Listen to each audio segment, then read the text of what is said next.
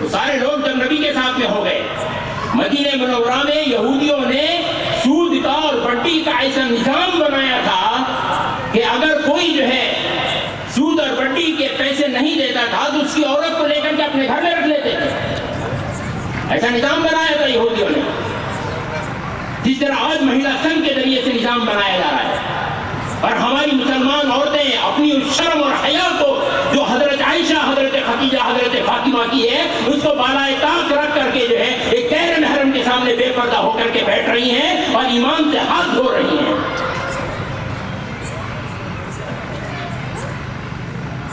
ایسا نظام وہاں مدینے میں، مکے میں بنایا تھا.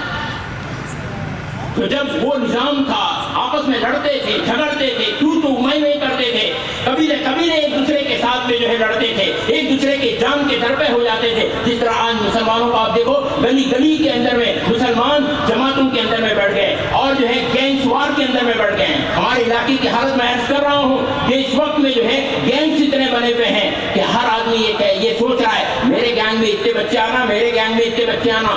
اپنے گینگ میں بچوں کو لانے کے لیے ان بچوں کو نشے کا عادی بنایا جا رہا ہے.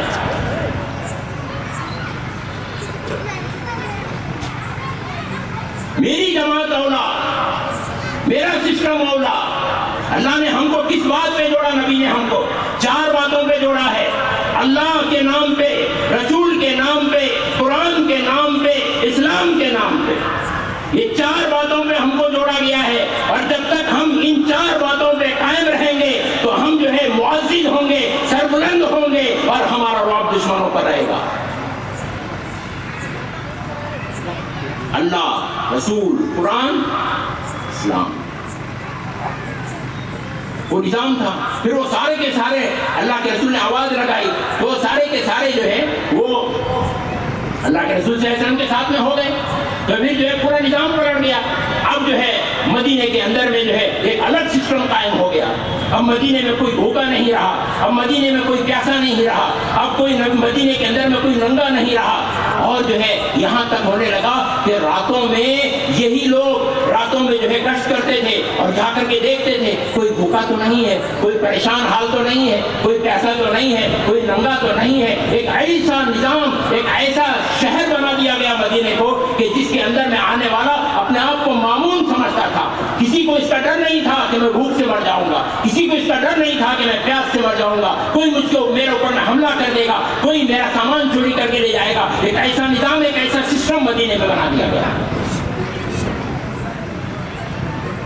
کیسے تھے پہلے، پھر جو ہے نبی کے ماننے کے بعد میں کیسے ہو گئے، صحیح طور سے فالو کرنے کے بعد میں کیا ہوا. تو یہ نظام اور سسٹم ہے جو اللہ کے رسول صلی اللہ علیہ وسلم لے کر کے آئے.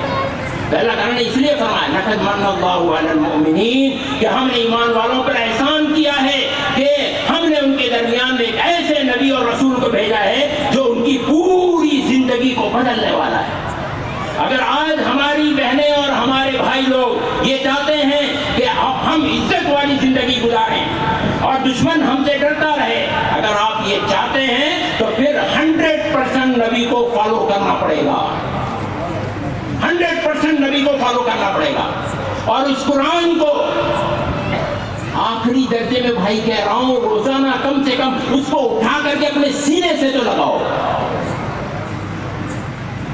یہ کرنا پڑے گا، اس کے بغیر کام نہیں چلے گا.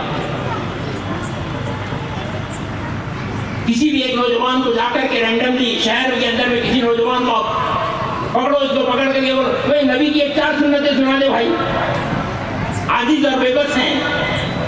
کسی نوجوان کو جا کر کے کہو کہ کسی غیر مسلم کے سامنے اللہ کے رسول کے بارے میں ایک آدھا گھنٹہ جو ہے ان کی سیرت بیان کر، تو وہ عاجز اور بے بس ہے. اس سے کام نہیں چلے گا.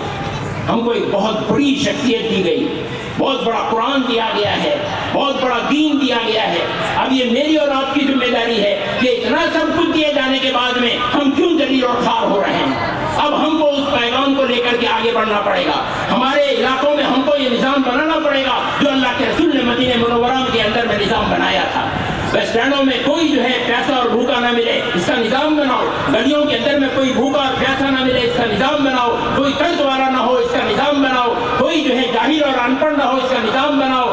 اور کوئی ظلم کی چکی میں پس رہا ہو، ایسا نہیں ہونا چاہیے. ہمارے رہتے ہوئے اس کا نظام ہم کو بنانا چاہیے، یہ اللہ کے رسول صلی اللہ علیہ وسلم کا پیغام ہے۔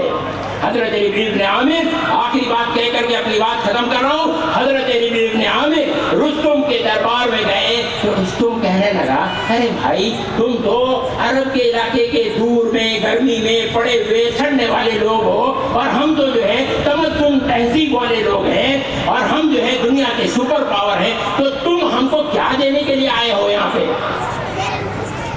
رستم نے کہا ربیع بن عامر کہ تم ہم کو کیا دینے کے لیے آئے ہو یہاں پہ؟ وہ تاریخی جملہ ہے۔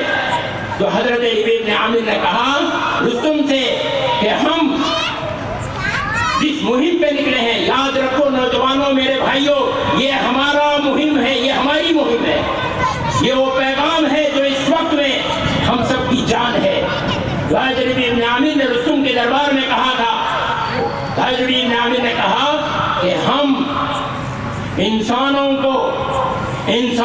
کی غلامی سے نکال کر لنخرج العباد من عبادت العباد الى رب العباد، کہ ہم انسانوں کی غلامی سے نکال کر کے اللہ کی غلامی میں لانے کے لیے آئے ہیں۔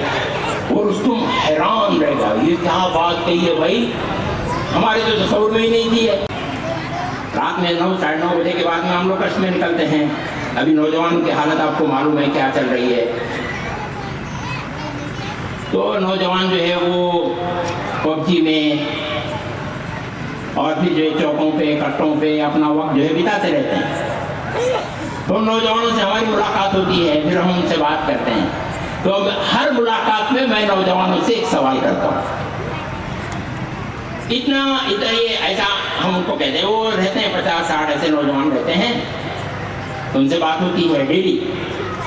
تو ہمارا سوال یہ ہوتا ہے کہ بھائی آپ بتاؤ، یہ پیارے نوجوانوں، اتنے سارے نوجوان رہتے ہیں وہاں پہ، تو آپ بتاؤ کہ اس میں سے کتنے نوجوان ہیں جنہوں نے آج قرآن کھول کر کے دیکھا ہے؟ کتنے نوجوان ہیں جنہوں نے آج قرآن پڑھا ہے؟ تو گردنیں ایسی جھک جاتی ہیں۔ پھر ہمارا دوسرا سوال ہوتا ہے کہ کتنے نوجوان ہیں جنہوں نے آج موبائل کھول کر کے دیکھا ہے؟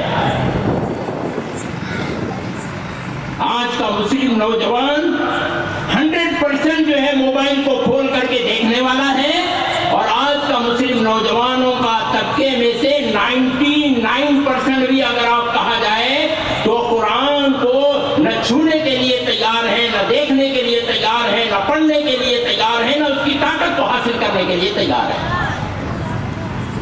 1 گھنٹہ آپ ان کو موبائل میں بٹھاؤ، اسی جگہ پہ بیٹھیں گے،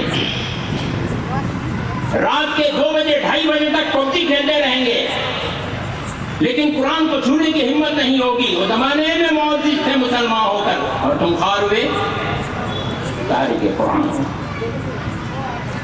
اتر کر ہرا سے سوئے قوم آیا، اور ایک نسخہ ہے کیمیا، یہ کیمیا ہے بھائی، یہ جو ہے تاریخ بدل دیتا ہے، یہ زندگی بدل دیتا ہے، یہ قوموں کو نیچے سے اونچائی پر لے جاتا ہے۔ یہ جو اس وقت میں مسلمانوں کی ذلت اور پستی آپ کو نظر آ رہی ہے، جو اس وقت میں مسلمان ذلیل اور خوار ہو رہا ہے، اور دشمن پر اس کا رعب ختم ہو چکا ہے، اور اس کی عورتیں، اس کی بچیاں جو ہے آج محفوظ نہیں ہیں، تو آپ کیا سمجھتے ہیں کہ کیا ریزن ہے اس کے پیچھے کہ دشمن جو ہے وہ طاقتور ہو گیا، دشمن جو ہے وہ مضبوط ہو گیا؟ نہیں میرے بھائیوں، ہم جو ہے کمزور ہو گئے، ہم نے قرآن کو بالائے طاق رکھ دیا، اور نبی کو بالائے طاق ہم نے رکھ دیا ہے۔ ہم نبی سے صحیح طور سے محبت کرنا نہیں چاہتے،